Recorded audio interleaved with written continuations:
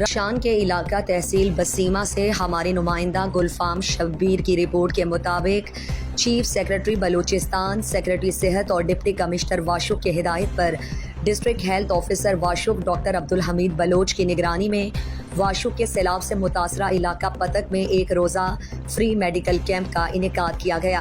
Medical camp میں واشوق کے senior doctors نے مریضوں کا معائنہ کر کے انہیں مفت ادویات فراہم کی۔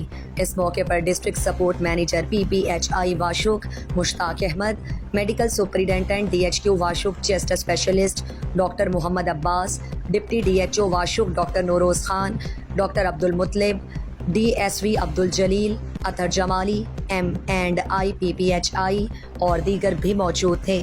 میڈیکل کیمپ میں بچوں کو مختلف امراض سے بچانے کے لیے ویکسین لگائی گئی اور BRSP واشوق کی جانب سے ملیریا کے بھی ٹیسٹ کروائے گئے۔